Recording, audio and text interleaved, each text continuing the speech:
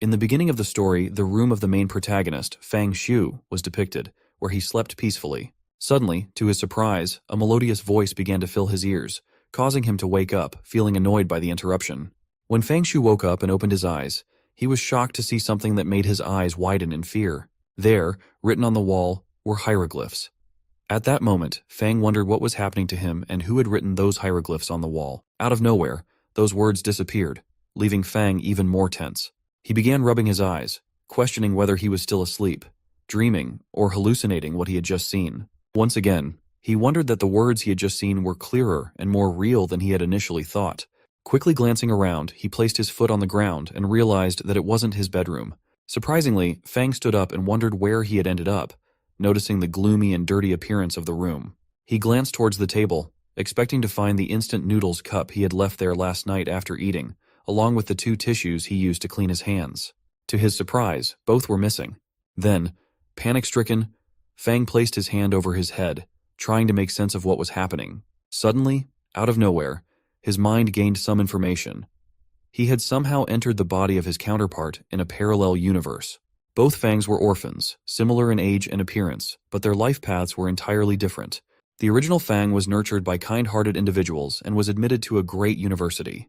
However, in this parallel universe, he had dropped out of high school and started working as a salesperson in real estate, leading a more common life. Fang looked at his hand, pondering whether it was possible that he had crossed over into another parallel world, occupying someone else's body. He considered accepting this reality, but still couldn't understand the purpose of the hieroglyphs written on the wall. In the memories of the original body owner, there was no record of such an incident ever happening. While he was pondering and interpreting the situation, suddenly he heard a girl's voice calling him, "Honey." He was stunned, as it was so sudden, and in his real life, he didn't have any girls in his house. The girl then informed him that it was time for breakfast. Fang slowly looked towards her and saw that she was an exceptionally beautiful girl. However, he still wondered about the term honey, questioning whether he had gotten married early in his current life. She repeated that his breakfast was ready, reassuring Fang that he could eat it.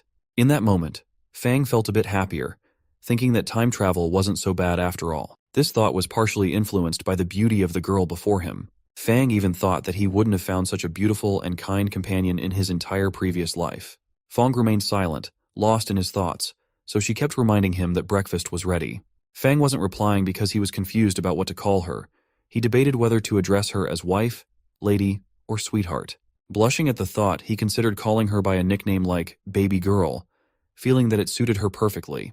Lastly, he decided to call her by her name for the first time. He also thought that the memories of the original owner should be accessible in his brain, so he tried to retrieve them. However, after checking and attempting to remember details about his wife, he was shocked by what he found.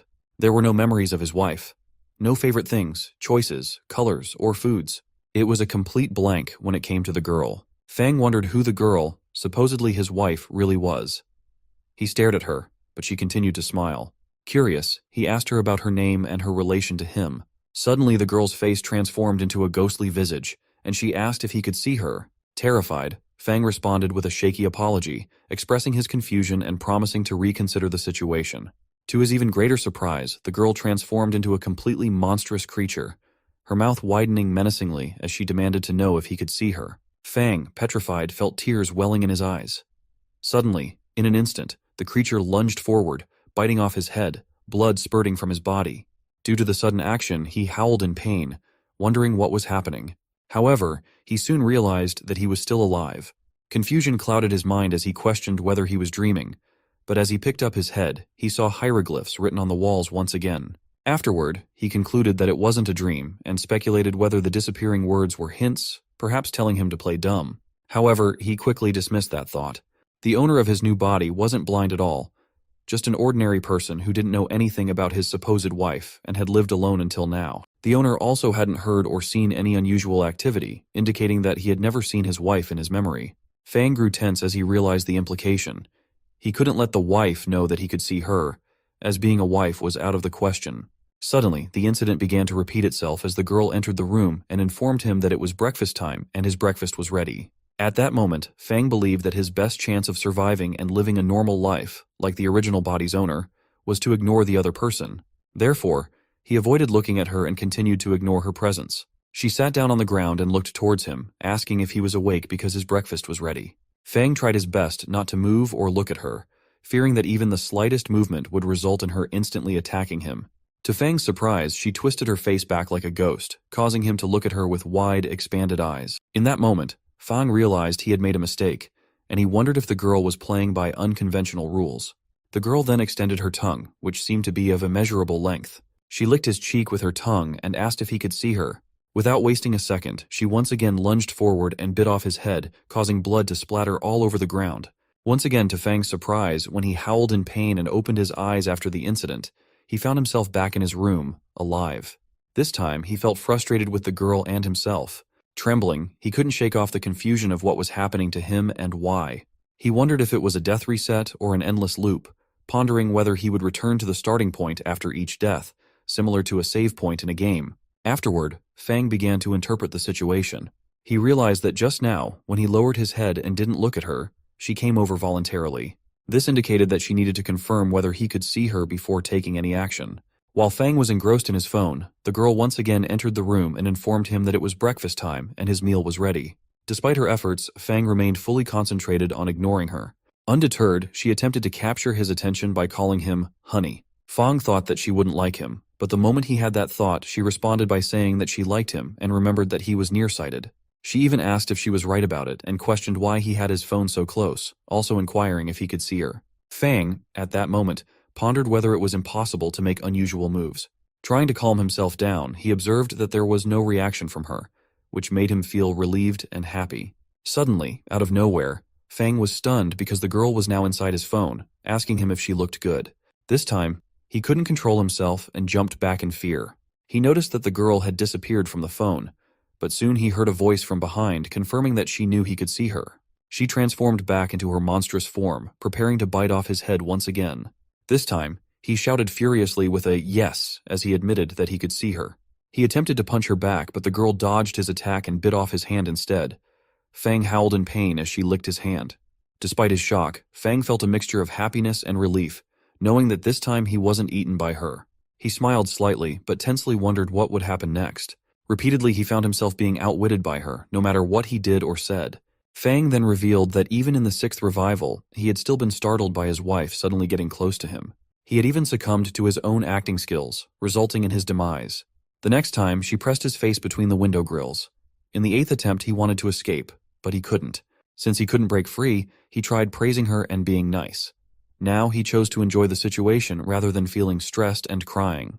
At one point, he responded with a resigned yes as she could see him, allowing her to wipe him again.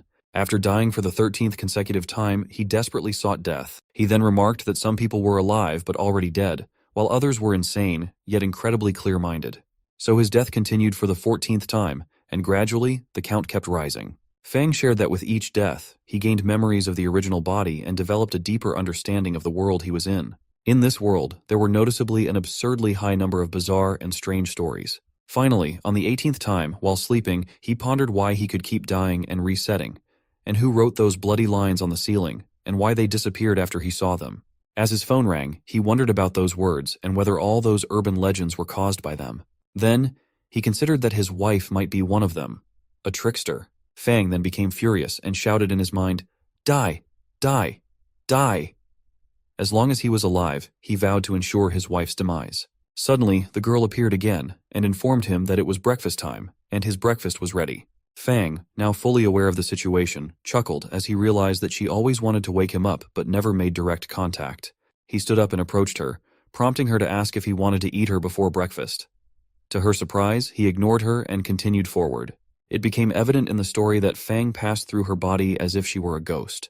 When he passed out, she didn't do anything, confirming Fang's suspicion that she could only act when she was sure he could see her. With a sad and frustrated expression, she asked Fang if he wasn't going to eat the breakfast she had already prepared for him. Hearing this, Fang smiled and mused that the prettier the woman, the better she could deceive someone. She had called him for breakfast, but in reality, she hadn't even made anything for him. Fang then ate a sandwich, contemplating the need to go outside.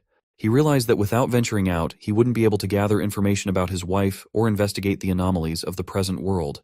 This time the girl's face appeared on the floor, asking Fang why he wasn't eating the breakfast she had made and if he was disgusted with her cooking. Ignoring her, he headed for the door to go outside. But she appeared again, this time inside the handle. questioning why he was going outside instead of staying in the house to accompany her. Fang remained determined this time, knowing he had to venture outside to gather the knowledge necessary to seek revenge against her somehow. Furious at her, Fang was determined that no one could get away after wiping him for the 18th time. No one. He wanted revenge. Slowly, he walked towards the entrance of the house, determined to step outside and explore the world beyond. He contemplated finding a way to eliminate the strangeness before returning to finally wipe her out. However, the moment he opened the door to step outside, he was shocked to see the gloomy world beyond, with a red sky looming overhead. Fang was stunned and wondered if it was hell or something equally dreadful. There were numerous strange creatures milling about, going about their business. Suddenly, Fang began to laugh with an eerie tone, remarking how interesting he found the present world. However, as soon as he said that, he became sick and vomited. While he was vomiting, a little girl approached and asked him what was wrong. Shocked to see her, Fang hesitated for a moment. The girl asked again if he was okay. Fang felt a sense of relief, realizing she was a real person. He started patting her head and told her to call him brother. Fang, at that moment, marveled at how cute the little girl was, thinking it would be nice to have a daughter like her. Suddenly, much to his surprise, the girl's face transformed into a monstrous visage once more, and she asked Fang if he could see her. Seeing this, Fang became tense, and suddenly the surroundings transformed into a more hellish and bloody landscape. As he looked up, the girl child morphed into a larger, more menacing monster wielding a weapon. The monster lunged at Fang, asking him if he could see her. But this time, Fang felt no fear at all. Instead of getting tense, he burst into hearty laughter, finding the situation truly fascinating. Compared to before, he realized he preferred his current self more because he wouldn't have any burden in the future when he finally killed her. He pointed at her, shouting that with so many eerie beings like her around, there was no need to worry about finding a time to kill. They all must die. Fang felt a rush of excitement at the prospect. However, after his proclamation, the girl wiped him again without saying a word. Once again, Fang found himself reset for the 20th time, sleeping soundly in his room. The girl entered without waking him, informing him that it was time for breakfast and he should wake up. Feeling tense, Fang wondered if having breakfast 20 times a day could really fill them up. The scene then shifted to some time later, where the girl child approached him, tears streaming down her face, and asked if he could take her home because she couldn't find her mom. Ignoring her, Fang continued to observe his surroundings, noticing that after observing for half a day, the world seemed filled with all sorts of strangeness. One type of entity had a peculiar appearance lacking rationality, though they possessed aggressiveness. They seemed to be like the air, unable to affect things around them. The other type looked no different from humans, blending in as close friends and family members, engaging in conversation with their targets. Once they received a response, they made their move, just like his dear wife. Even though ordinary people didn't notice their presence at all, they still engaged in role-playing with someone. Fang wondered what it was all for. Suddenly, he realized that perhaps the eerie were attempting to blend into human life. After that, Fang slowly began to explore the world bit by bit, and he even bought things for eating and did all his daily tasks. While he was buying something, he wondered that with his 3-digit family fortune, it seemed he would need to find a way to make some money if he wanted to explore the true nature of the world. Suddenly, Fang received a message from his store manager, Wu Dahai, where the manager was shouting at him that it was already afternoon and he hadn't arrived at the workplace yet, and he mentioned how many times Fang had been late this month. Dahai also inquired about how many clients had been brought in by the company so far that month. His manager discussed it because he didn't want to give Fang the bonus and commission, indirectly implying how could Fang ask for it if he hadn't achieved anything. Fang then remembered the commission from 6 months ago when the original owner sold a villa, but the commission hadn't been paid yet. So he felt a little happy, thinking that if he received the payment, it would help him survive a bit in the new world. Fang responded to his manager by message, stating that he had resigned from the job and would come back later to settle the commission payment for the White Willow Academy. After that, he pedaled forward on his cycle and suddenly arrived at the White Villa place, where the scene wasn't as good as expected. It looked like a hellish place. So Fang wondered where he had suddenly ended up, whether it was the sales office or not. Then he slowly walked inside, but he received a call, and when he picked up, someone was shouting at him, asking why he took so long to pick up the phone and if something had happened to him. It was actually his friend, so Fang responded that he was fine and asked if they were at the office. To which his friend responded with a yes, mentioning that their boss, Wu Dahai, had called Fang dozens of times. Since Fang didn't answer, Dahai got really upset with him, and as a result, Fang's friend had to work overtime to cover Fang's tasks. Fang responded that he would be there soon and they would talk later. After that, Fang wondered about the place as the entire White Willow Academy had clearly turned into a mental hospital, but it seemed his friends were affected by it.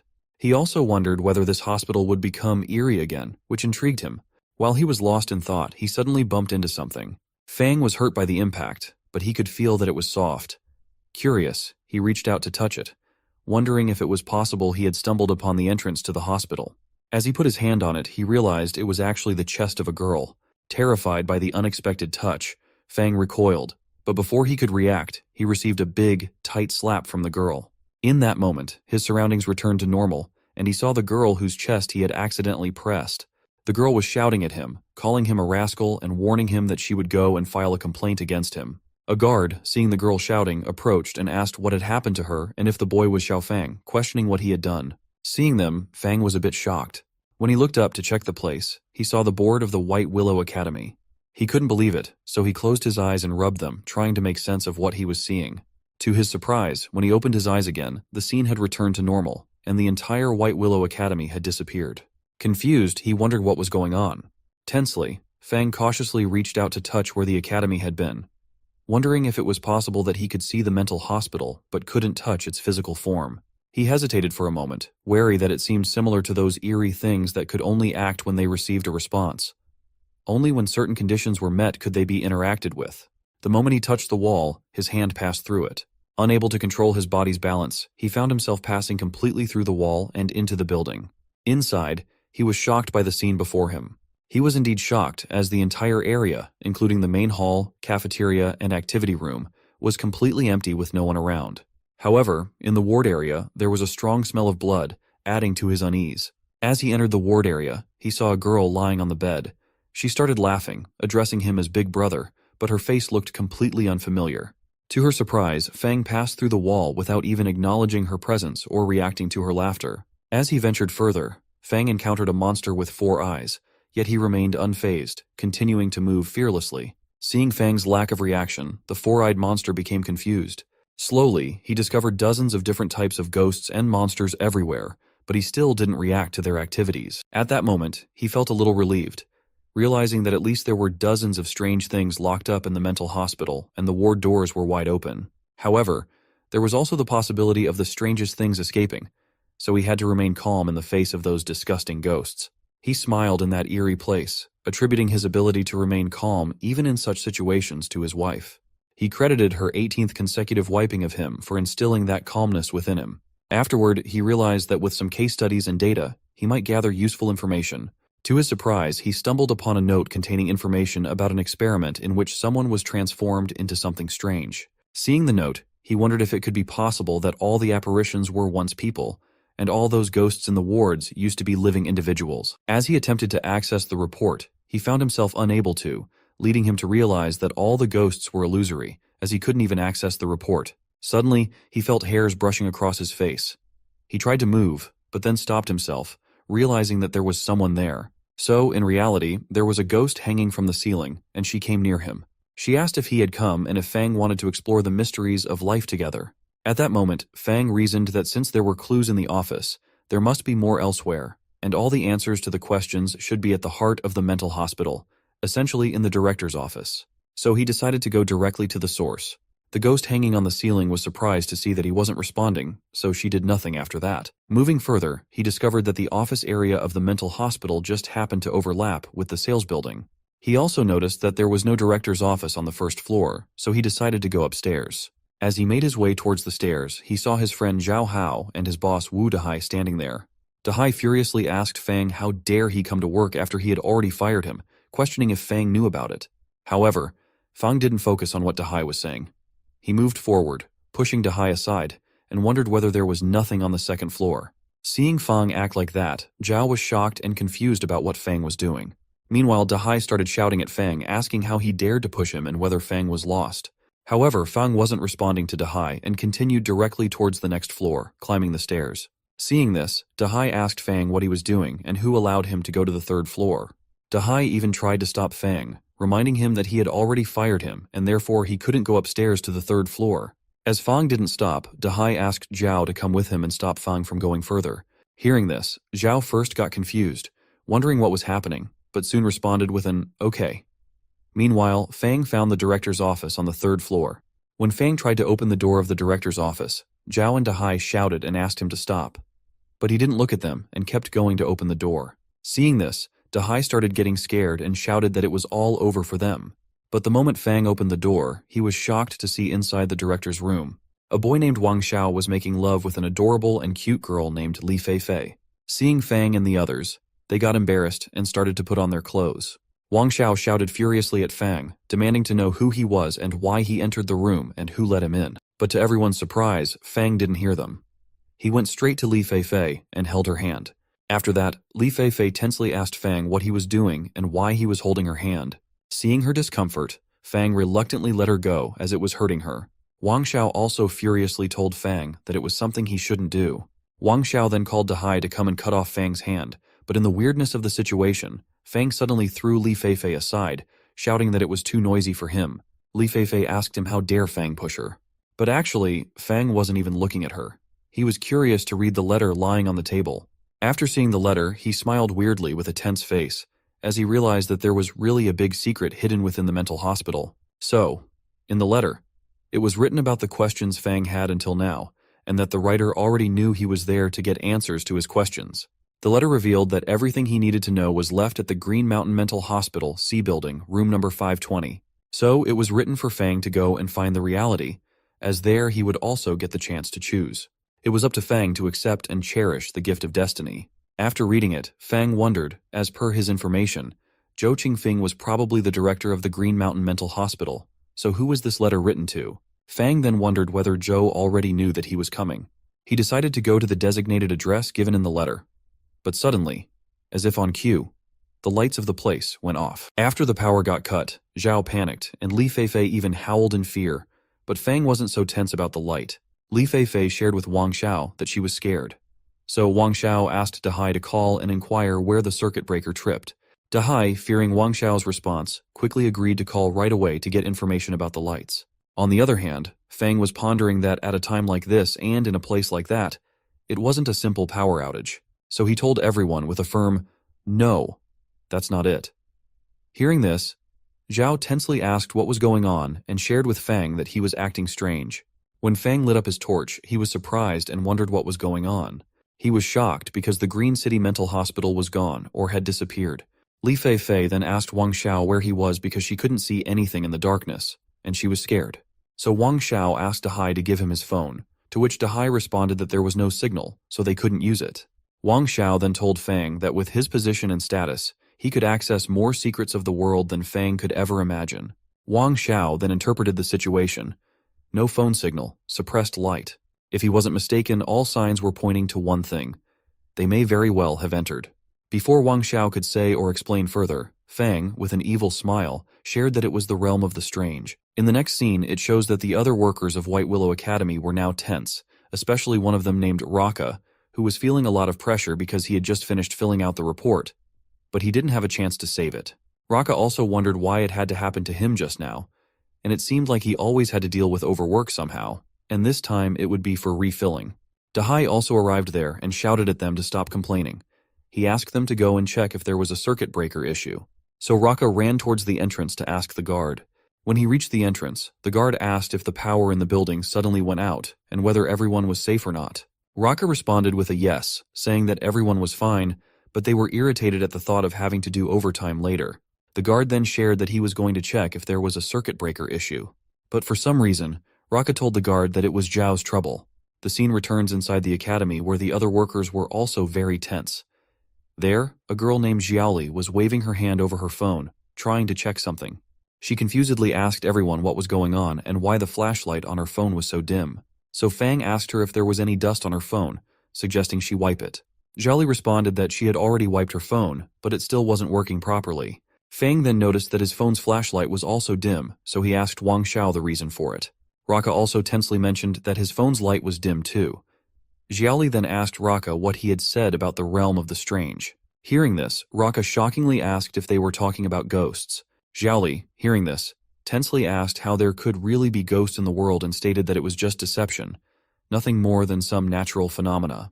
Another girl got scared and wondered if she was going to die. Hearing all the fuss, Wang Xiao got frustrated and furiously shouted at them to stop their nonsense and be quiet. He then shouted and asked everyone to calm down, emphasizing that what he was going to tell them was crucial and it was about whether they could survive or not. Hearing this, everyone got stunned and looked at Wang Xiao with questioning faces. Wang Xiao then started sharing that there were ghosts in the world they live in, and the so-called realm of the strange was a domain of ghosts. They could think of it as an alternate dimension, the world of ghosts, the ghost territory. Everyone was now shocked to hear what Wang Xiao said. Raka then asked where the security guard Lao was, as he had gone to check the circuit breaker and hadn't come back yet, and it had been 3 minutes already. To which Wang Xiao tensely responded that in the realm of the strange, ordinary people must be extremely careful and avoid violating the ghost's rule of killing, or else there would be no difference between that and seeking death. Dahai was trembling upon hearing it, so he asked Wang Xiao what they should do for the time being. Wang Xiao responded that they needed to hurry and find a way to escape the realm of the strange, or else everyone would be wiped out by the ghosts. Suddenly, the surrounding environment for everyone changed, and seeing this, they were startled, wondering what had happened out of nowhere to their surroundings. Even Fang didn't show it, but he was very tense because he recognized the surroundings. It was a familiar feeling for him, and he knew it couldn't be wrong. It was the presence of a ghost. Fang then told everyone that a ghost had appeared again. Hearing this, they started getting scared and asked Fang what he had been talking about at a time like this, as there were no signs of a ghost at all. But they were all not looking around them, and without their noticing, Xiaoli got attacked by the ghost. She couldn't even shout because her mouth was covered with branches of the ghost's hands. The whole incident was noticed by Fang. A girl asked him again where the ghost was, as it seemed like Fang was just trying to scare them. Without responding, Fang simply said that Xiaoli was gone. Hearing this, the girl standing beside her got fully shocked and said that he was talking nonsense, as Xiaoli was standing beside her. But the moment she looked beside herself, she found no one. Seeing this, she got terrified and started searching for Xiaoli everywhere, shouting her name. The boys there were shocked as they wondered whether the ghost had really appeared at their place. Wang Xiao then asked Fang if he saw the ghost and what the ghost looked like. Fang responded that his view was blocked and he was only able to see that Xiaoli had disappeared. But seeing Fang so calm, everyone was confused, and one man even asked how Fang could remain so calm when his colleagues were caught up by the ghost. So Raka asked if Fang wasn't normal, suggesting whether Fang got possessed by the ghost. Wang Xiao also tensely asked Fang that he didn't seem to be afraid of the ghost at all, wondering if he was a spirit master. Fang confusingly asked what a spirit master was. Hearing this, Wang Xiao wondered how Fang could remain calm in the face of a ghost, pondering what Fang's identity might be. However, the main point was that Fang didn't know what a spirit master was. Wang Xiao then responded to Fang that a spirit master was someone who could control their spiritual essence, adding that his cousin was a spirit master.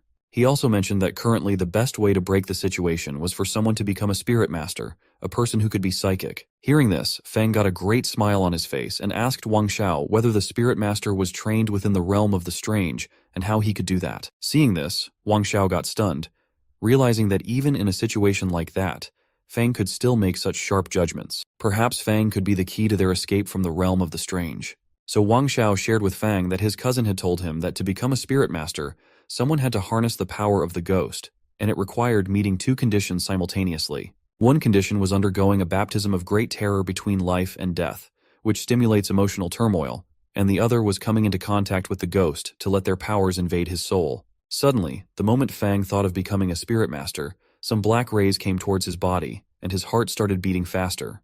A pearl ball appeared in front of him, and it slowly started turning red in color. So Wang Xiao continued her sharing and asked Fang to be cautious, explaining that the ghost's power is like a blood-stained cloth. While it wipes away the dust on the night pearl, it inevitably stains the heart and extinguishes the soul. As Wang Xiao said, it happened similarly as the pearl ball got turned fully red, and the moment Fang made eye contact with the ball, his body also turned red and a little gloomy. Despite his body's transformation, he was still trying to conclude all the things to interpret properly what just happened to him. After the process, he was feeling an immense amount of power within himself. There, he wondered if because of the multiple deaths he had experienced, he had never truly come into contact with the ghosts before. And his wife, the figures he saw all over the streets, and the ghosts in the mental hospital. As long as he didn't respond to them, they were just illusions from another dimension, and that didn't count as contact. But now the ghosts hidden in the shadows had crossed over into reality, and they could harm even without needing to be seen. So he wondered if he had more contact with these ghosts, whether he would gain the ability to eliminate them. So then he decided that he wanted to become a spirit master. Suddenly, he saw his wife in front of himself, so he got a bit shocked, but soon his focus changed because someone in the room shouted very loudly. When Fang looked towards the sound, he found that a girl was shouting that one more colleague was gone. Surprised, Fang asked who was gone now. The girl responded that Jia Liang had gone missing. He was just standing with her, but now he wasn't looking anywhere. Hearing all that, Wang Xiao furiously shouted at her to stop talking, asking if she wanted to attract the ghost towards them. Li Fei then came near Wang Xiao, crying, and asked what she should do, as she didn't want to die or disappear. Wang Xiao furiously asked in response why the hell she was asking him. Suddenly Fang spoke up, saying that it's only 2 or 3 minutes. Hearing this, everyone got tensed and looked confusingly towards Fang. Fang then shared that the interval between people disappearing is 2 to 3 minutes. More precisely, it's 2 minutes for women and 3 minutes for men. He even explained his reasons for that interpretation. Firstly, security guard Lao disappeared 3 minutes ago, and then Xiaoli disappeared. 2 minutes after Xiaoli disappeared, Jia Liang disappeared. Fang then explained that if they deduce from it, then within 3 minutes someone else will going to disappear after Jia Liang. Hearing this, they all got scared and looked tensely towards Fang. Suddenly Fang started heading towards the outside. Seeing this, a boy named Zhao asked Fang what he was doing, if he was trying to get himself wiped by ghosts. Fang responded with a yes, explaining that he was looking for a way out. Fang also asked the boy if he expected them to stand there in the room and wait for their doom. After the reply, Fang started moving further, but to his surprise, Wang Xiao frustratedly shouted at him to stop wherever he was standing.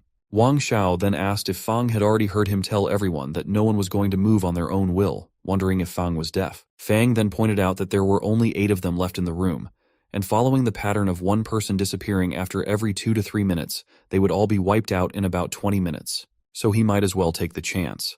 Wang Xiao furiously and tensely shouted at Fang, stating that he was an ordinary person, so what did Fang know about it? Suddenly, his facial expressions turned tense as he got scared from something. Actually, it was Fang who stared back at him with a killing look and asked him to stay silent, warning that if Wang Xiao said one more word, he would get wiped before the ghost did anything to him.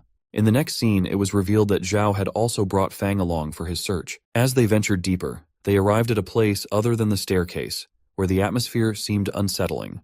Zhao became frightened upon seeing this and asked Fang why he had a bad feeling about the situation and why they still hadn't reached the staircase. Fang put a finger to his lips and gestured for Zhao to keep quiet, cautioning him not to make too much noise. He interpreted the situation, noting a strange light ahead. As they approached, Fang's memory sparked, recalling that the light bore a striking resemblance to the Qingshan Mental Hospital. Wondering whether it could truly be the Qingshan Mental Hospital, Fang was startled. Suddenly, Zhao approached trembling, embracing Fang and questioning whether he was hallucinating. He asked where they were and why they weren't at the company as they were supposed to be. Zhao also inquired why the place felt like a hospital from a horror movie to him. Surprised, Fang asked if Zhao could also see the hospital. Zhao confirmed with a yes, mentioning that he could see the long corridor of the hospital too. Hearing this, Fang became a little tense. He approached the wall where bloodstains were visible. Carefully inspecting them, Fang interpreted that it appeared the current mental hospital had spatially overlapped with reality, similar to those bizarre living entities they had encountered before. There was no wonder why they couldn't see the mental hospital in the sales department before. It turned out that the mental hospital had swallowed the sales department, and they were already inside it. Fang wondered if this was what they called a haunted domain. Suddenly, they noticed numerous bloodstains on the floor and some torn dresses, which shocked them. Fang pointed out that these were security uniforms and women's work uniforms, belonging to Uncle Zhang and Xiao Li. Fang continued, noting that the female colleagues at the sales office had well-defined features, slender figures, and, well, less flesh compared to their male counterparts. So it took about 3 minutes for them to devour a male, while devouring a female only took 2 minutes, which explained the time difference between their disappearances. Hearing this, Zhao became scared and tensely asked if Fang was telling the truth, if they had all been devoured by the bizarre entities. Fang responded that Jia Liang had just been taken away, so they were safe for a few minutes. Surprised, Zhao asked if that meant the bizarre entities were eating Jia Liang somewhere nearby. Fang sat on the floor, pondering the situation. Most of the ghosts were locked in the patient rooms, but some doors were open, allowing the ghosts to escape. He hadn't encountered them in the illusory mental hospital before, which left him puzzled. Fang noticed the cuts on the clothes and interpreted that the edges of the clothing cuts were very neat, indicating they were obviously caused by a sharp blade. He then remembered someone and thought that it could only be the one he had encountered before. Since they were a doctor, they weren't confined to a patient room and could freely move, just like the female doctor ghost. As Fang thought about her, the female doctor ghost descended from the ceiling and hovered beside him. Fang could feel her presence, and suddenly, his eyes began to glow red. Suddenly, when Fang looked back, there was nothing there.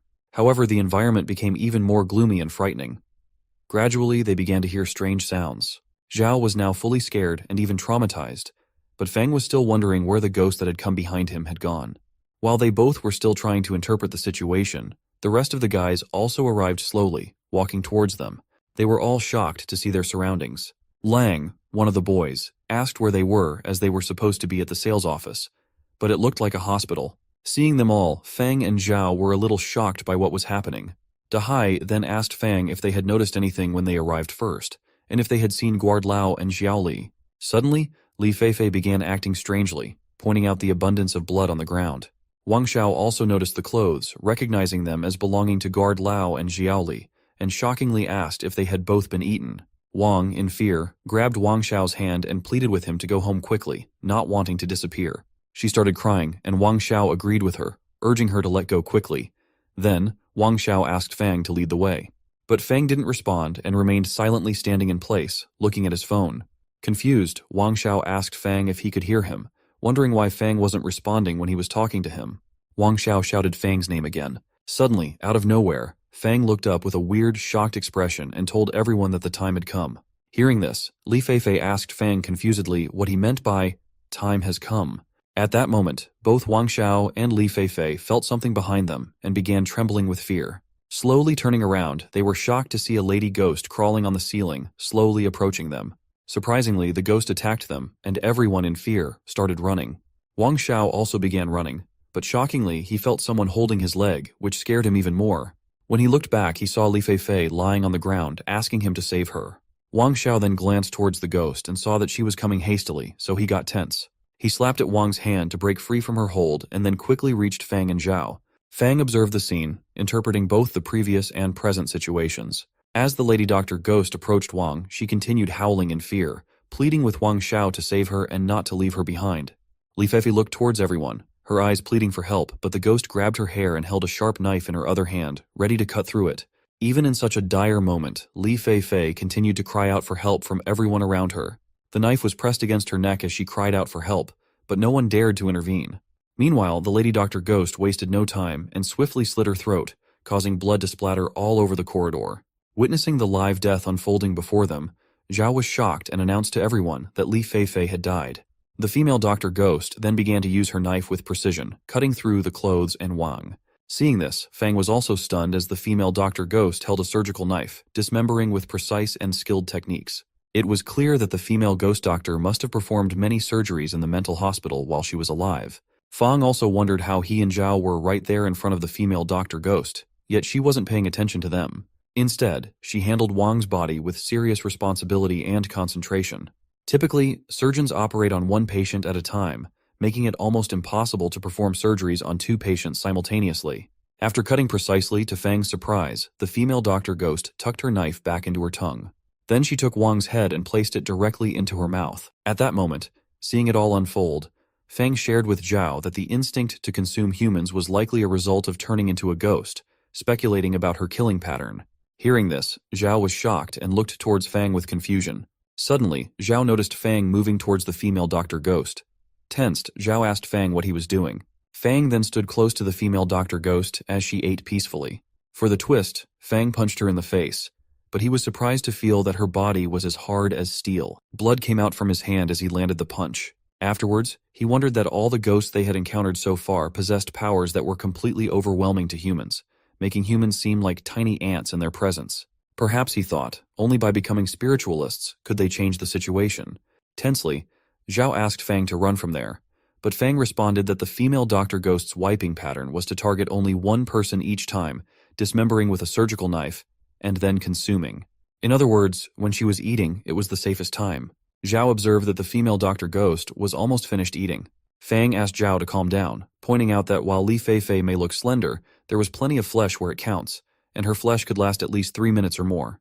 Therefore, there was no need to rush for them. Hearing it, Zhao felt disgusted and vomited. Fang then shared that Wang Xiao mentioned that becoming a spiritualist requires allowing the power of ghosts to infect one's soul. Throughout the haunted domain, the most concentrated ghostly power was naturally around the ghosts themselves, and physical contact would certainly lead to a quicker infection. Suddenly, a weird type of sound emanated from the ghost in Wang's body. Hearing this, Fang stopped talking and brought his hand near his ears to clearly hear the sound coming from them. Then Fang sat down and reached out to touch the female Dr. Ghost's thigh. In reality, Fang wasn't interested in the sound. He was interested in gaining information from her. With hesitation, he slowly touched her thigh. Seeing this, Zhao became confused and terrified. He admitted that he always thought he was bold, watching adult movies and all, but he never thought that Fang, with those thick eyebrows and big eyes, would dare to take advantage of a ghost. Fang responded to Zhao that he planned to stay a bit longer, and if Zhao was scared and wanted to go first, he could.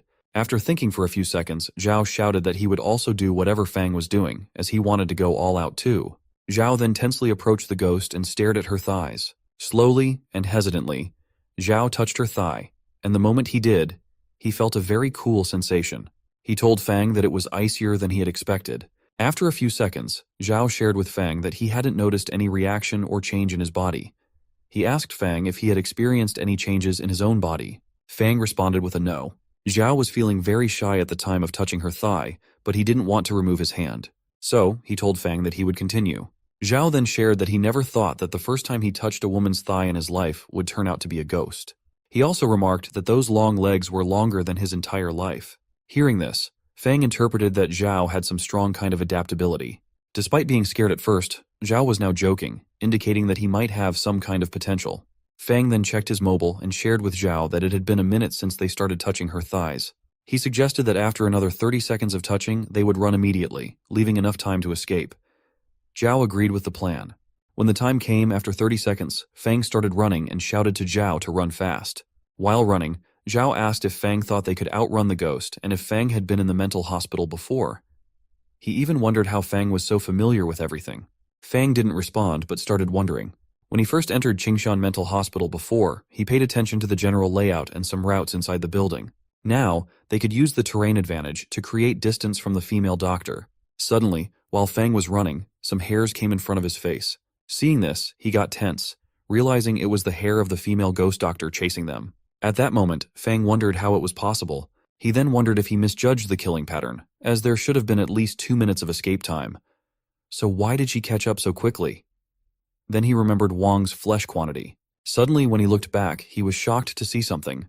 The problem was that Li Feifei had used silicone covers to fake a growing chest, and hence they were fake. The female doctor ghost started surrounding Fang slowly. At that moment, Fang realized that there was no silicone in the original autopsy. It was Fang's turn to be wiped out by the female doctor ghost. Much to his surprise, he found himself slowly traversing through strange surroundings. Eventually, he opened his eyes and was shocked to discover that he had been reset back to his 20th life. But the twist was that he didn't shift to his wife's scene. This time, he was resetting from the moment he touched the ghost's thighs. He was also shocked at that time, while Zhao exclaimed that he felt icy after touching her thighs. Fang then wondered if the death rollback operated on an event basis, like a game. The first level was near the residential area, and the second level was the Qingshan Mental Hospital. Since they had already passed the first level, the save point automatically moved to the second level. He glanced at his mobile and saw that there was 1 minute left, indicating that there were still 30 seconds remaining. He remembered that last time he died because of silicon but vowed not to make the same mistake again. Fang stood up and pulled Zhao's hair, urging him to let go. Zhao reacted strangely, asking why Fang was leaving just after a touch, since it was his first time touching a thigh. Fang explained that both before and after touching Li Feifei were made out of silicon, so the flesh quantity couldn't support for too long. Hearing this, Zhao was shocked and realized why it felt so big. Then they started running, and Fang asked Zhao to go downstairs. They noticed that everyone was also running just before them. Fang wondered why they were still there, and even Wang Xiao seemed tense. At that moment, Wang Xiao was running out of fear of the ghost. Suddenly, to everyone's surprise, Fang jumped from the third-floor stair to the second floor. This scared Dahai, who begged the ghost to leave him alone. After seeing Fang, Dahai felt a bit relieved but still shouted at him, expressing how scared he was because he mistook them for ghosts. Meanwhile, seeing them nearby, Zhao also got confused and asked why they were running so slowly. In response, Wang Xiao furiously asked, "Slow?" and explained that they had already descended at least 20 floors, expressing confusion about why the building seemed so long. Lang then asked Zhao how he managed to run so fast. In response, Zhao insisted that it couldn't be 20 floors because he and Fang had only descended 3 floors before encountering them. Hearing this, they were all shocked, and Lang warned Zhao not to speak nonsense at a critical time. He threatened that if Zhao blurted out anything nonsensical again, he would hit him very hard. To their surprise, Wang Xiao spoke up, explaining that the ghosts were creating walls. He then placed his hands on Lang's shoulder and shared that his cousin had told him that the ghost's power could create illusions, potentially causing them to create walls. He also mentioned that people who encountered ghosts making walls would keep spinning in place and never be able to escape. This explained why Fang and the others caught up to them so quickly, as they had been spinning in place. Hearing this, everyone became tense, while Fang wondered what the ghost-making walls meant. Observing their intense discussion and overthinking, Fang decided to take action. He approached them and suggested that whoever had a spare item should throw it on the ground as a marker. Wang Xiao agreed, urging everyone to mark their spots quickly. After everyone threw their unusual items on the ground, Fang instructed everyone to go downstairs to check. They all slowly descended, and after coming down 2 floors, Zhao suddenly asked Fang to stop. Fang asked Zhao what was wrong and why he was asking to stop. Lang looked carefully and was shocked to see the same items they had thrown on the ground as markers lying in front of them. They started shouting, realizing that it was Fang's lighter and the girl's money among the items. Lang exclaimed that he thought it was over, realizing they were truly stuck in the ghost's illusionary walls. He asked what they should do about it, knowing that if the ghost caught up to them, they would be doomed within seconds. Fang took out one of the items they had used as a marker and began to ponder. Meanwhile, Wang Xiao shouted at everyone, urging them to stop arguing, as his cousin had said that ordinary people couldn't escape the ghost's illusionary walls. To break the situation, they realized they had to rely on spirituality to see through the illusion. Wang Xiao then asked if anyone had something spiritually enlightening. Everyone looked at Wang Xiao with a questioning expression on their faces. To everyone's surprise, Wang Xiao shook hands with himself and pondered aloud whether being chased by a ghost earlier counted as a life-and-death experience. He hoped he could quickly ignite his spirituality, and if he could become a spiritualist, he wouldn't be pressured by his cousin and the family. So everyone else started wondering how they could check their spirituality. Lang suggested they try it the same way Wang Xiao had done. After that, everyone started doing it like Wang Xiao. Seeing everyone follow Wang Xiao's lead, Fang grew frustrated, feeling like everyone had lost their focus. Recalling his previous exploration of the mental hospital, he remembered that the exit of the stairwell was on the right. Although he couldn't determine which building they were in, he speculated that the layout should be similar. Wang Xiao noticed Fang doing something else and asked him what he was doing again. Fang, getting ready for the search, thought that instead of engaging in pointless prayers, he should concentrate on searching for clues. Seeing Fang so calm again, Wang Xiao thought that Fang wasn't right as he was too calm in a situation like that. From the beginning to the end, Fang didn't show a hint of panic, even when encountering the ghost. When the female ghost appeared, Fang, who was clearly in the front, didn't run at the first opportunity. Instead, he stood close to the wall to prevent a collision. They all fled into the stairwell, leaving only 3 of them behind. And now Li Feifei was missing, so she was definitely dead. But the 2 guys and the female ghost stayed in the corridor for at least a minute. So Wang Xiao wondered what they were doing and why the ghost didn't harm them. Wang Xiao even thought for a moment whether both Fang and Zhao were taking advantage of the female ghost. Then, without acknowledging his earlier thoughts, he spoke up in front of everyone, stating that it wasn't possible because, after all, she was a ghost. Hearing this, others were confused about what had happened to Wang Xiao suddenly. Fang then put his hand on the side wall, prompting Zhao to ask what he was doing. Zhao even asked Fang to teach him, suggesting that he could also help. Slowly, Fang started walking down, touching the wall. On the count of 15, he stopped and was surprised that he actually found the door. Zhao, seeing the metal door, was amazed by Fang and praised him. Meanwhile, Wang Xiao was shocked to see a door in a place like that, and surprisingly, he started chanting those words again and again. Seeing this, Fang went close to him and asked him to calm down, reassuring him that everyone could see it's a door. Tensely, Wang Xiao asked Fang how they could open the door. Since Fang didn't know the answer, he decided to try opening the door, thinking that it might lead them to their destination. He then announced to everyone that he was hoping the door wasn't locked. So, he turned the knob of the door, and to their happiness, it actually opened. As they entered the room, they were greeted by a strange environment with various unusual features. The moment Fang opened the door, everyone started running inside, laughing with relief that they were saved. But Fang knew it wasn't the end, so he remained silent. Despite his caution, everyone around him was running into the room, pushing him aside.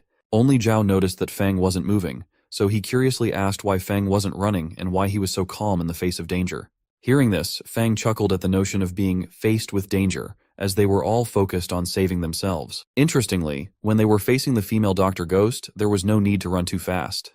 While everyone hurried past them, there was still one boy left behind. He approached them and urgently asked them to run or move aside, pleading not to use him as a shield if they just wanted to die. So, actually, Fang wasn't moving from there, because he wanted to make sure he wasn't the last one. This way, it would be convenient for him to touch the female doctor's thigh and ignite his spirituality sooner. He also shared that there had been cases of ghosts escaping in the mental hospital, and not encountering them before was just his good luck. So it was interesting to bump into one head-on. On the other side, everyone was running to escape from there, but suddenly Wang Xiao shouted and asked everyone to stop wherever they were. He stopped them because they had a problem. There were 2 ways in front of them to go, so now they all didn't know which way to choose for going further. They all started wondering about it. So Lang asked his friend why they shouldn't try going left. Hearing this, his friend got furious and responded that he knew Lang was trying to use him as a guinea pig to find the way. And so the boy asked Lang to go himself, wherever he was thinking of going. While everyone was discussing and fighting with one another over the topic of the door, Fang remained standing very silently. So, Wang Xiao asked Fang which way they should go. Everyone else also agreed that since Fang found the door during the ghost wall incident, he must know the way out of this situation too. Seeing all that, Fang was pissed off and a little sad, wondering what had happened to everybody. When it was time to run away, they were pushing him, but now that they were in trouble, everyone was looking to him for the solution. Fang then smiles a bit, seeing which Lang furiously asks what Fang was laughing about and why he wasn't speaking up first. Lang also mentions that the ghost was catching up, and Fang was still putting on airs. Despite this, Lang trusted Fang because he could sense his presence. Hearing this, Fang got serious and realized that it didn't matter to him because, for him, they were all just tools. Right now the female doctor was invincible, so if he wanted to buy time, he had to sacrifice lives. By sacrificing, he meant that he was going to use all of them as fodder for the ghost. Suddenly, they all heard the sound of the female ghost approaching them, so they all started running to save themselves. Fang became happy as the female ghost was finally approaching. But it showed that Wu Dahai was at the very end of the line, trying to run away. The ghost went crazy trying to catch Dahai. He was shouting at everyone to move aside and give him space, but seeing the ghost so close to him made him panic even more. He became terrified and ran even faster, thinking that he couldn't die so soon. Just ahead of him, a boy named Chung was running, and Dahai wondered who told Chung to run faster than him. At that moment, Dahai acted on impulse. He grabbed Chung from behind and hurled him towards the female doctor ghost, believing it was fate and that he couldn't die right now. Chung was stunned after Dahai did something like that to him. Before Chung could say or do anything, he was attacked by the female doctor ghost. Dahai laughed and reassured Chung, saying he would burn incense for him on holidays. Fang observed everything closely, and after Dahai's actions, he pondered on the notion that someone who had lost their humanity wasn't much different from a ghost. He made a decision to try even harder, hoping to ignite his spirituality quickly in order to minimize casualties. So Fang went for touching the thighs again. Everyone else was running to save themselves, but only Zhao noticed that Fang wasn't with them. When he looked back, he saw Fang once again touching the thighs of the ghost. Zhao then approached them and said to Fang that touching the thighs of the ghost and not calling him, having a solo feast without sharing, wasn't fair. Zhao then touched the thighs of the female ghost and told Fang that if he ever had the chance to touch the thighs again, he should call him too. After touching, Zhao was fully experiencing the sensation and shared that the skin was incredibly smooth, feeling like ice and jade. Zhao then asked Fang if a living woman's thigh felt like that, and if Fang had ever touched one in real life. Zhao was so happy at that moment that he was blushing constantly. Seeing that, Fang also smiled, impressed that even in a situation like that, Zhao could effortlessly pop out idioms. Fang also wondered if maybe Zhao could ignite his spirituality as well. After that, they both started running again to meet with the others. While running, Fang asked Zhao if he wasn't afraid that the female ghost doctor would wipe him out. To which Zhao responded that waiting for death was much worse than being killed directly. Zhao also mentioned that he was a little reassured because Fang was there with him. Hearing this, Fang got a little surprised and didn't have a reply to that comment. Upon reaching a place, Zhao asked Fang to wait and see if it was a hotel. When Fang saw that it actually looked like a hotel, he started feeling hungry. He shared that he hadn't had dinner due to overtime, and all the running just made him even hungrier. Despite being starving, he really wanted to have some food. To their surprise, Wang Xiao interrupted Fang and told everyone that restaurants usually had back doors. He asked everyone else to look around. Wang Xiao also advised Zhao not to be in a hurry to find food, as they should first find the exit, and once they were out, Wang Xiao promised to treat Zhao to a feast of land, sea, and sky. He even offered to arrange a few girls for Zhao if he wanted. Fang then looked back at Dahai strangely and told Wang Xiao that he was afraid he wasn't lucky enough to enjoy it. Suddenly, Dahai went very close to Wang Xiao and started flattering him. Wang Xiao asked Dahai not to mind Fang, as even if there was no hole, he would dig one for him. Out of nowhere, a girl shouted that she found the door. Hearing this, Wang Xiao asked her not to move as he would open it himself. Smiling, Wang Xiao reassured everyone that they were safe now. But to their surprise, the moment Wang Xiao opened the door and they stepped inside, They were shocked to see the scene in front of them, as there was only a passage with one door, from which a light was emanating. Seeing this, Fang wondered if, in an even darker environment, the gradually suppressed light suggested that they were moving towards a more internal space of the ghosts, and it wasn't so much a gateway to life. Wang Xiao went to check the door and shared with everyone that it wasn't locked. Hearing this, Fang wondered if they were more on a dead end. When they all moved through the gate, they were surprised to see a utility room behind the door. Wang Xiao realized the situation and started making a fuss about it, realizing it was a dead end with no way out, and they had fallen into the ghost's trap. At that moment, Fang wondered if he had chosen the wrong path, realizing he should have taken the left path instead. However, it was too late for them to turn back now. Fang then thought that while it's possible to sacrifice one person to help others escape, no one knows how far they have to run or how many lives need to be sacrificed. So, he considered it might be better for him to find the female ghost and get respawned. Somehow Zhao understood what Fang was thinking and told him that if he went back now, he would definitely run into that female ghost. Despite this warning, Fang was still considering going back by opening the door, but suddenly everyone started talking about the situation. Some murmurs arose, questioning whether they would be stuck there, and some even started blaming Fang for their situation. They argued that it was all Fang's fault, that if he hadn't chosen the wrong path and if he didn't know the way, Fang should have discussed it with them beforehand.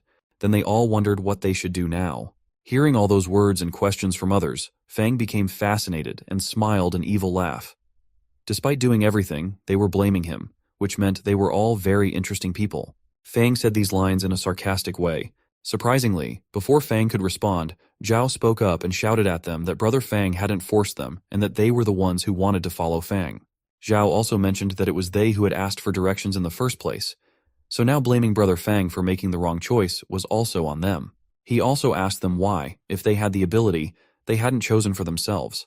Dahai weirdly responded to Zhao that they might not have had the ability, but at least they wouldn't act recklessly like Fang did.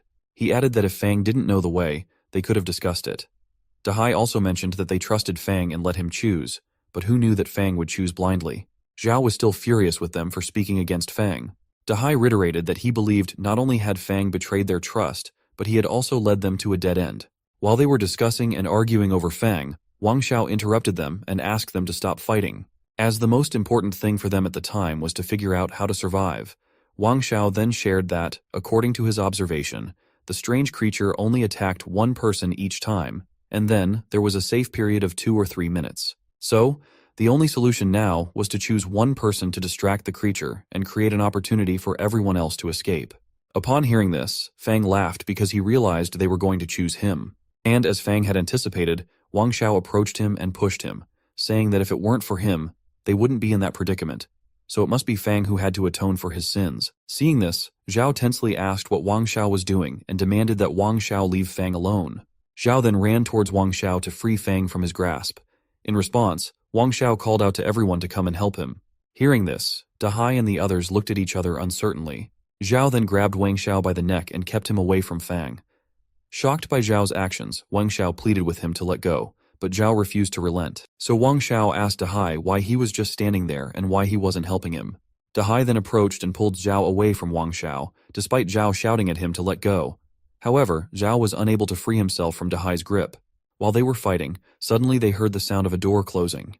It turned out that Fang had been left behind and closed the door from his side. However, everyone else thought that the girl had done it, so she started crying, insisting that it had nothing to do with her as she hadn't done anything, and furthermore, she couldn't see clearly in that darkness. Seeing Fang willingly locking himself behind that door, knowing he would be taken by the female Dr. Ghost, shocked Wang Xiao. Wang Xiao then, in confusion, asked Fang whether he was human or the strange creature. Fang responded that he had always thought he wouldn't be interested in people again, but it turned out that people were much more interesting than the strange creatures. Fang then laughed and thanked them for adding some interest to the world for him. His last words were that next time he would make sure to repay them properly, after which he was attacked by the female Dr. Ghost. Seeing this, they all became frightened, and even Zhao tried to open the door to save Fang. However, Wang Xiao and the others prevented Zhao from doing so by holding the door shut from their side. Once they were sure that Fang had been attacked, they ran away. Despite the others running away, Zhao continued to cry for Fang, insisting that he was coming to save him. Meanwhile, as Wang Xiao ran, he laughed a devilish laugh, but when he looked back, he was shocked to see that Fang was still smiling, even after being attacked by the ghost and being on the verge of death. Even while dying, Fang asked Wang Xiao to wait for him. The scene then reset back to the moment when they were touching thighs, so the same sequence of events happened again. Fang stood up and they both ran towards the downstairs near the others. However, this time Fang had a strange devilish smile on his face. While the others were moving downstairs, suddenly they heard the sound of someone coming towards them from upstairs. Seeing this, Wang Xiao started running, but to his relief, Fang jumped in front of him. Fang didn't stop and continued running towards the door, while Zhao again asked them why they were running so slowly. Slowly, all the discussions happened again. But this time, Fang was directly counting the steps to find the door without getting involved in the discussion. The moment Fang opened the door, everyone asked Wang Xiao why he had said they hit the wall. Wang Xiao was stunned to see that Fang found the door, and asked suspiciously how he had found the exit so early. Zhao happily asked Wang Xiao why he was standing and waiting, urging him to just run. Still confused, Wang Xiao ran inside. After crossing the door, Wang Xiao curiously asked Fang if he had been spiritually enlightened. However, Fang didn't respond. Upon reaching the two-way place, Wang Xiao again mentioned how Fang had immediately found the door, suggesting that Fang must know which way they had to choose. Wang Xiao then asked Fang to lead them to escape, promising that everyone would surely pay him whatever he wanted. Fang responded by stating that there was 1 minute left, and after 1 minute, the ghost would appear. Hearing this, Wang Xiao got happy and remarked that since Fang actually knew the timing of when the ghost would appear, it seemed that Fang had truly become the spirit master. Wang Xiao then told Fang that as long as Fang would take him out of the ghost domain, he would pay him $5 million. Suddenly, Fang looked back at him weirdly. Seeing Fang's expression, Wang Xiao got tense. Fang then said there was no need to hurry as before leaving, he had one more thing to do. Hearing this, Wang Xiao confusingly asked what Fang wanted to do at a time like that. Suddenly, to everyone's shock, Fang hit Wang Xiao in his private parts, causing Wang Xiao to howl in pain and fall to the ground. Wang Xiao was constantly crying because Fang had destroyed his private parts. Fang then happily responded to Wang Xiao to take his 5 million back, and with that, he should treat his eggs. The aftermath of Fang's actions and whether everyone would be able to trust him again is uncertain. Fang may or may not be able to explain his reasons for breaking Wang Xiao's eggs, and whether he chooses to help the others or not depends on his level of trust in them. Zhao's kindness towards Fang may indeed play a crucial role in Fang's survival, but ultimately, the outcome rests on the decisions and interactions of all involved. Last time, Fang Xiu kicked Wang Ziteng in his private parts to take revenge. Now, as the story continues, Wang Ziteng tensely says that if Fang Xiu found the money insufficient, he could have just said so. Fang Xiu just stares at Wang Ziteng furiously. At that moment, Wu Dehai and a boy ask what Fang Xiu is doing and why he suddenly kicks someone with such a dirty move. Fang Xiu responds that the strange female Dr. Ghost's speed surpasses that of a human, so anyone would die after 1 minute. But now that Chairman Wang Ziteng has lost the ability to move, he would be the one to die. Fang Xiu angrily says that he was only saving everyone's life by doing that. Wu Dehai finds something off, whereas everyone else finds it making sense. To Wu Dehai's surprise, Fang Xiu suddenly kicks him in the private parts and breaks his eggs. Wu Dehai howls in pain, and Fang Xiu says that Dehai should have died a long time ago. Dehai feels immense pain, and his voice wavers. Zhao Heo and the others get scared, with Zhao Hao putting his hand on his private parts for protection, saying that Fang Xiu's move was so ruthless. A boy named Mark asks Fang Xiu why he is doing this, suddenly kicking twice without any reason and injuring 2 people. He also asks why Fang Xiu kicked Wu Dehai after kicking Wang Ziteng, questioning what Wu Dehai had done. Fang Xiu furiously responds that he did it because he wanted to leave a spare one, so they would get some more time. Zhao Hao is impressed by Fang Xiu's move, whereas others are still in shock. Fang Xiu then tells everyone that the right side is a dead end, so those who want to live should go to the left side. He urges everyone to hurry as time is running out. Mark then asks why, if the left side is the survival side, Fang Xiu didn't go first himself. He wonders if Fang Xiu is trying to use them as pawns or as food for the ghost. With a weird expression, Fang Xiu says that he was waiting to touch thighs and that they only have 10 seconds left to run away. Hearing this, everyone is stunned as they have never heard such a weird wish from someone's mouth. Zhao Hao, like a thirsty man, expresses his desire to touch a girl's thighs, even if she is a Dr. Ghost. He asks Fang Xiu to take him along as he also wants to touch those thighs. Upon the completion of 10 seconds, the female Dr. Ghost came towards them, causing everyone to howl and shout in fear as they rushed to the left side. A boy and a girl peeked at Fang Xiu and Zhao Hao to see what they were going to do. At that time, Wang Ziteng again asked Fang Xiu to save him, but he suddenly felt wet below his belt. When he checked by touching his hand, he was shocked to find it was blood. Due to the bleeding, he was soaked.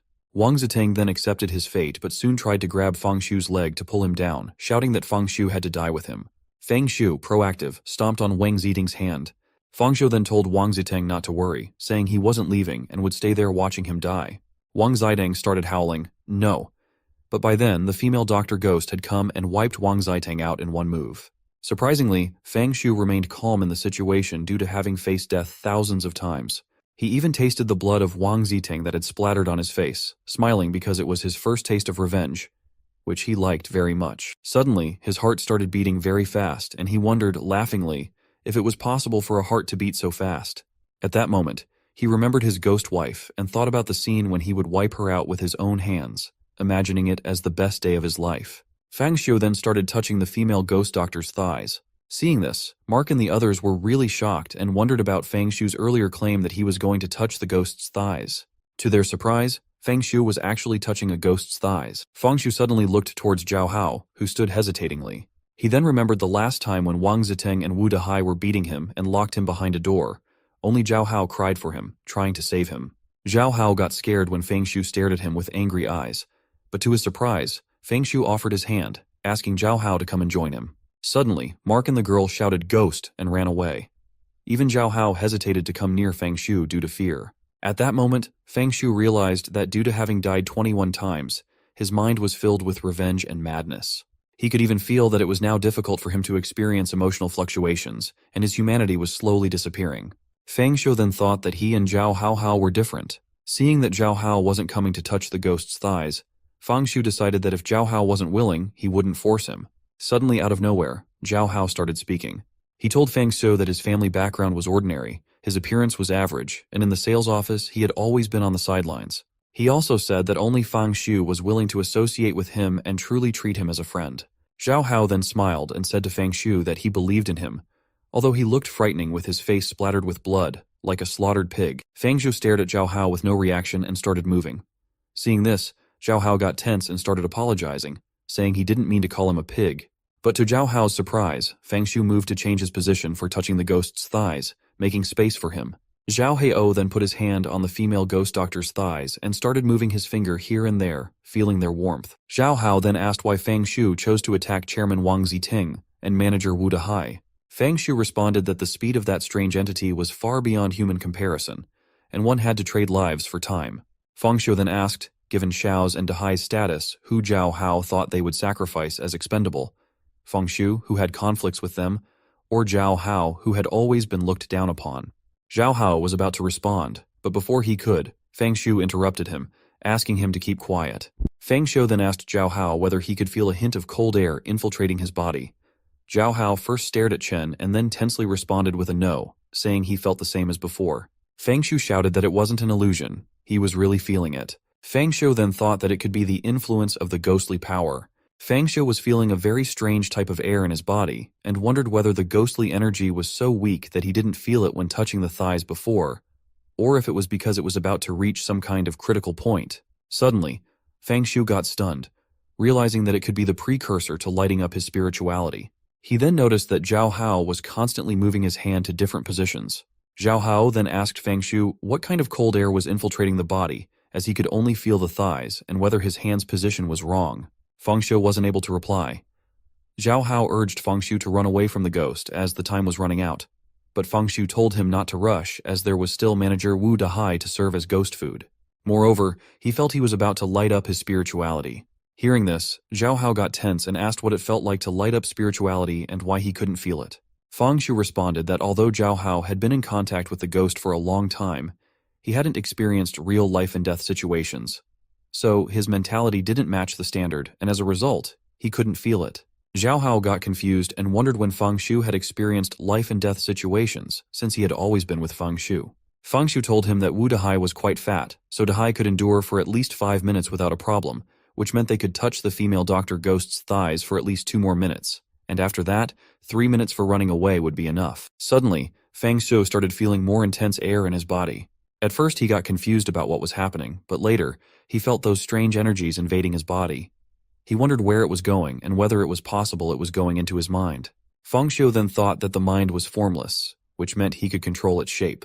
Now, a special type of transformation started in his body, and his whole body felt like it was charging with an immense amount of power or spirituality.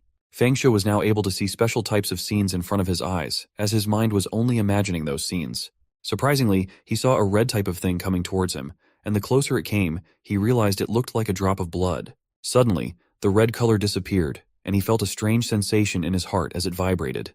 He then realized that his sensation, smell, and hearing had become more powerful and sensitive than before. He also noticed that his thoughts, nerve reaction speed, and control over his body had all been enhanced, and he could unleash the power he obtained in his muscles at any time. Fang Shui then shared that it felt like a thin veil had been lifted and the whole real world was exposed before him. Fang Shui wondered whether this was spirituality, the product of the distortion of the mind by the strange power. He was now full of spiritual power but noticed that it was yet lit up by about 1%. Fang Shui knew that it required a sufficient amount of strange power to fuse in order to exert more powerful mental power, and the ability of the spirit master was the manifestation of mental power. So, Fang Shui then wondered what he cared most about in his heart, what he desired most, or what he needed most. He kept thinking about what he needed or desired. While continuously wondering about his ability, suddenly, out of nowhere, he started feeling an immense amount of pain. At that point, he realized that his attacks could make the attacked feel pain. Fang Shui was now wondering if his inner self was full of pain, whether it was the pain the body feels at death or the negative emotions and distortions in the mind. He could make his enemies experience the pain he had endured and make them feel as if it was their own. Fang Shui then became so happy realizing this power and started laughing a devilish laugh as he was so satisfied with the ability. Seeing this, Zhao Hao tensely asked if it worked. At that time, Fang Shui was wondering if making others feel the same pain as he did was the most wonderful thing in the world, as it was exactly what he desired most in his heart. Fang Shui then only remembered his wife, wanting an answer from her as to whether he was right or not. Fang Shui was happy and laughing when he suddenly heard someone calling him repeatedly. He realized it was Zhao Hao, telling him that it had already been 2 minutes and they needed to run. But Fang Shui asked Zhao Hao to step back a bit as he wanted to experiment with the power of spirituality. Hearing this, Zhao Hao happily asked if it meant Fang Shui had become a spirit master, as Chairman Wang Ziteng had said. Fang Shui then looked at the female Dr. Ghost and started wondering if his punch contained the pain he suffered from 21 deaths at this level. Who could withstand it? He interpreted that if the number of his deaths increased, the pain would accumulate, which meant it was an infinitely strengthening ability. Fang Shui then prepared to punch the female Dr. Ghost, deciding she should be the first to experience his masterpiece ability. When Fang Shui punched her face, he noticed that his spirituality of pain was actually dissipating in her. Within seconds, due to the punch, she fell back but soon started moving again. Fang Shui was happy and noticed that his spirituality, which was only about 1% lit, was now depleted. Fang Shui looked at the ghost and shared that the female Dr. Ghost's head had no obvious external injuries, and the punch couldn't break through her defense, causing a hindrance to the transmission of spiritual power. It was clear that she didn't experience the pain he did initially. It seemed that next time, the attack had to truly harm the strange entity, and since fist power was limited, it would be better to use a weapon. But he wondered if ordinary weapons could transmit spirituality. Zhao Hao asked Fang Shui if they should run now, and if not, he would touch a bit more. But Fang Shui was thinking about the weapon. Then he saw the scalpel of the female Dr. Ghost, and smiled, thinking that his weapon was already a ready-made one. When Fang Shui picked up the scalpel, he felt a great amount of shock that directly entered his heart and mind. After this, he saw numerous dead bodies and the female Dr. Ghost wiping them. Fang Shui realized that the scalpel had been experimented on various strange entities in the mental hospital and had absorbed countless grievances from them. The female doctor was overwhelmed by its resentment, turning into a strange entity herself. This also meant that the real strange entity was the scalpel. He then wondered if, now that he had the scalpel, he could kill the female Dr. Ghost. But when Fang Shui turned to act, he got pissed off seeing Zhao Hao still touching her thigh. Fang Shui furiously asked Zhao Hao to step aside.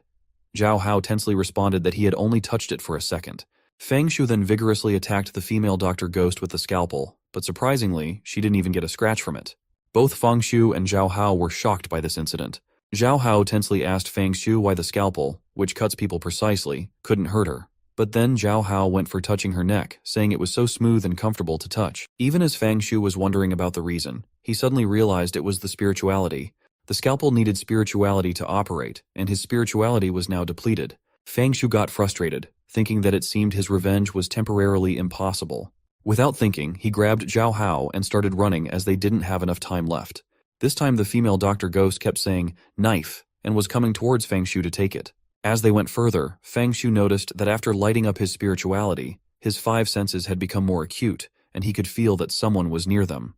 Fang Shu then saw that it was Mark and the girl named Millie who were hiding pretty well. Zhao Hao asked Fang Shu which of the 4 doors they should go through.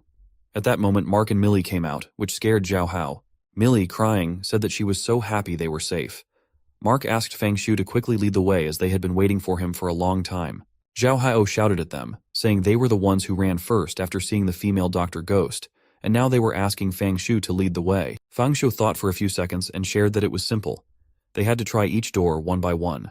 Hearing this, they were all shocked, and Mark told him that they were racing against time, so there was no way they could try each way one by one. Fang Shu suddenly started walking towards one of the doors, and Millie tensely called out to him. Fang Shu said that they had done too much nonsense, so it was their choice to follow or not. Suddenly, Mark and Millie felt strange, and upon looking up, they were stunned as the female ghost had come very close to them. Millie shouted that the ghost was catching up to them. Mark was shocked and wondered how it could be possible, as Wang Ziting and Wu Dehai were 2 men, so how was the female ghost coming so quickly? But Fang Shu knew that taking the scalpel from her had broken the female Dr. Ghost's pattern of killing. They ran faster and opened the door, but this time a very strange type of air and feeling was coming from inside. When Fang Shu entered the room, he saw stairs, and without waiting, he started running. Everyone followed Fang Shu, but Millie was last, so she held Mark's legs, which led to a debate between them at that moment. To everyone's surprise, the female ghost entered and didn't attack them. Instead, she went directly towards Fang Shu, asking for her scalpel back. Seeing this, Zhao Hao shouted and told Fang Shu that the female Dr. Ghost was behind him. When Fang Shu looked back, she attacked him, and Fang Shu died at the west gate. Again, the same events happened as Fang Shu kicked Wang Ziting and Wu Dehai in their private parts, breaking their eggs. He gained spirituality again, picked up the scalpel, and started running. However, the female Dr. Ghost was still chasing him. At that moment, Fang Shu thought that he wouldn't give up under any circumstances. Fang Shu then ran towards the north gate, trying to escape from the lift, but he got captured again and was wiped out by the female Dr. Ghost, and finally, Fang Shu met his demise again. Similarly, Fang Shu was wiped out by the female Dr. Ghost at the south gate as well.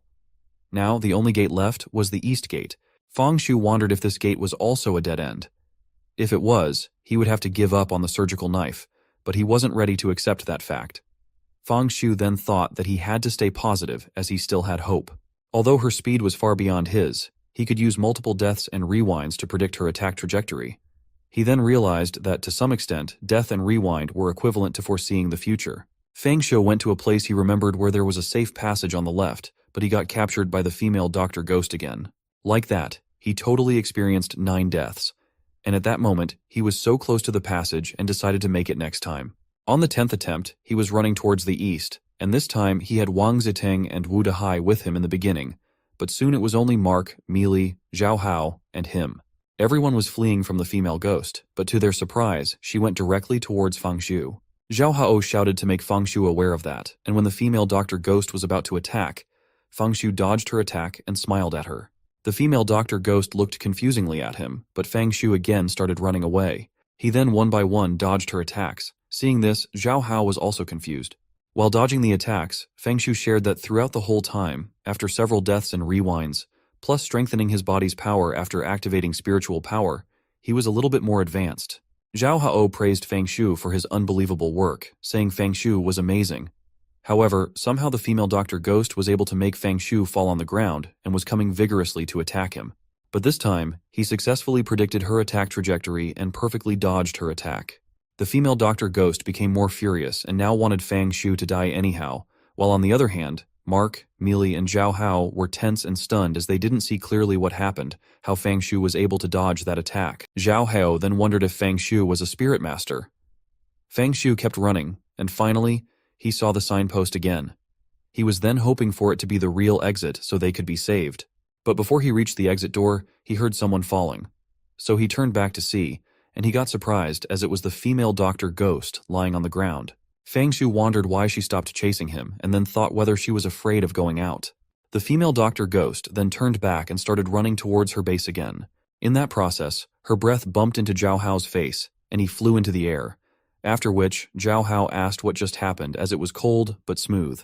Mark confusedly asked if the female ghost really left, while Millie asked about Fang Shu. So, when they ran towards Fang Shu, Zhao Hao asked how that strange female ghost escaped back. Fang Shu responded that it was nothing, as according to normal logic, going from that place should be the way to survive, but for the female Dr. Ghost, it was different. She ran away when she saw the sign, which probably means that it wasn't the sign, but hides something that scares her. Feng Shu knew that there was only darkness behind the door, like the mouth of an abyss. Seeing the exit signboard, Mark asked why Feng Shu wasn't moving ahead. Was there something wrong with the path? Feng Shu then sat down and asked everyone to rest for a while. Zhao Heio agreed, saying that taking a break was also important and they had been running for 20 minutes. Mark and Millie also agreed with it. Suddenly, to their surprise, Feng Shu stood up and started walking towards the exit, asking them to let's go. They slowly walked towards the exit. But the more they headed towards the gate, the more scared they became as they felt a very strange vibe at that time. Feng Shu was surprised that everything went smoothly along the way to the gate. But from behind the gate, a very strange air and atmosphere were felt. Seeing this, Feng Shu wondered if it could be possible that the real danger was hidden behind the door. Feng Shu slowly opened the door, and midway, Zhao Hao asked if there really was a path inside, and there shouldn't be any danger, according to him, right? Feng Shu responded that even if there was danger, they still had to go. When they all entered inside, upon moving further, the light started getting dimmer, and at a certain point, it got fully dark. Feng Shu shared that it was so dark in there that he couldn't see anything, and what's weirder was that it was quiet to the point of deathly silence. Feng Shu also shared that he couldn't hear his own inner voice, and darkness had swallowed the way, so he had no other choice but to keep moving forward. Upon going further straight, the sense of time was swallowed by the darkness, as he couldn't feel how long he had been walking. Feng Shu then thought that it seemed there was no end to the path, but suddenly, upon moving a bit further, he could see some white light. And when he moved towards it, surprisingly, he saw some houses. When Feng Shu looked properly, he was in front of White Willow Academy.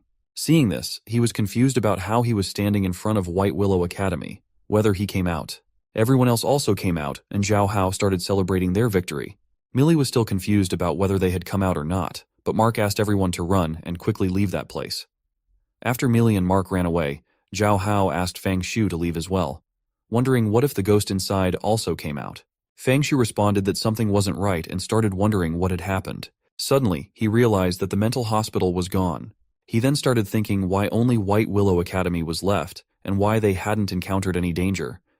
He wondered if the female doctor had restrictions on leaving the mental hospital.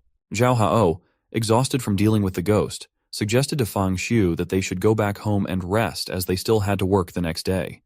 Feng Shu, hearing this, tensely asked if they really needed to go to work the next day. Zhao Heio responded with a yes, saying they would first go home and then go to work the next day. Suddenly, Feng Shu realized something and started trembling, thinking that it was gone. He began running outside, thinking it was impossible for the ghost to have disappeared. Zhao Hao tensely asked what was happening and why Feng Shu was running. When Feng Shu saw the road, everything was normal, and everyone was going about their daily lives. Seeing this, he was shocked and started howling that the ghost was really gone. Feng Shu shared that he could accept escaping for no reason. He could accept the disappearance of the mental hospital, but the thing he couldn't accept was the disappearance of the ghost. At that time, Feng Shu was standing in the middle of the road. Seeing this, Zhao Hao asked him to return as it was dangerous. But Feng Shu was tense, thinking that if the ghost disappeared, he wouldn't be able to take his revenge. Feng Shu still wanted revenge, especially since his wife had to die by his hand. He then shouted that his wife had to wait for him at home. Feng Shu was then traveling in a taxi to his home and, along the way, he was continuously shouting that it couldn't be possible, that at least his wife couldn't disappear. Until he reached home, he was praying for his wife not to disappear. When he reached home, his taxi driver was telling him the fare price, but without waiting, Feng Shu ran towards his apartment, to his room. Even the taxi driver tried to stop him by shouting, asking him to wait. But Feng Shu was shocked at that time and just wanted to see his wife because he wanted the whole world to disappear, but not her. When he entered his room, he didn't see his wife, and he became sad. He fell on the floor, tensely saying that she had killed him 18 times, and without her, how could he live for the rest of his life? He then shared that he had died dozens of times, driven to the brink by his wife and the female doctor, and that his hatred for them kept him alive. So he swore to take revenge on all the ghosts, to let them feel the pain too. But now the ghosts were gone.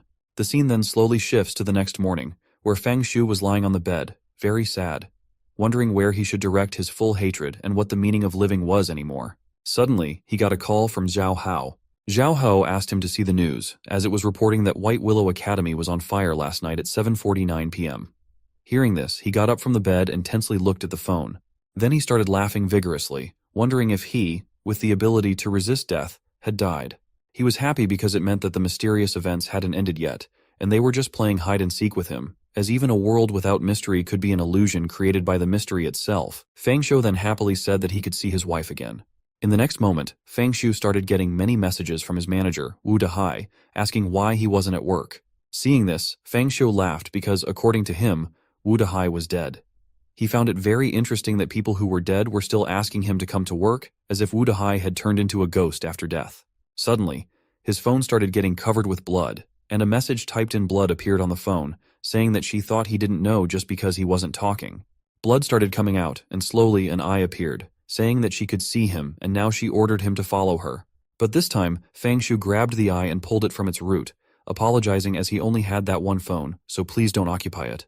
The eye then dissipated, and Fang Xiu wondered if it was an illusion or what, as things were getting interesting.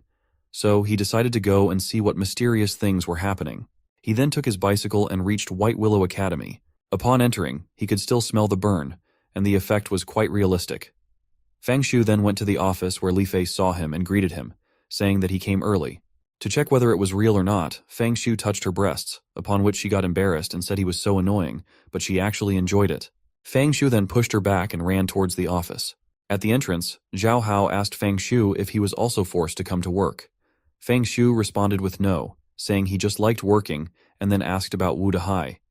Zhao Hao tensely told him that Wu Dehai was in the office cabin. When Fang Xiu went further inside, he saw that, in his memory, everyone who had died was still alive and working.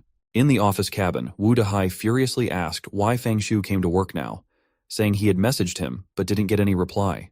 To Wu Dehai's surprise, Fang Xiu directly asked when his commission would be paid. Wu Dehai angrily retorted, asking how Fang Xiu had the nerve to ask for a commission with his work attitude. Fang Xiu weirdly responded that even though Wu Dehai was dead, he was still so disgusting. Hearing this, Wu Dehai became even more furious and asked who Fang Xiu said was dead and whether he could speak like a human since Wu Dehai was still very much alive. Wu Dehai was about to say more, but before he could, Fang Xiu used his surgical knife to strike.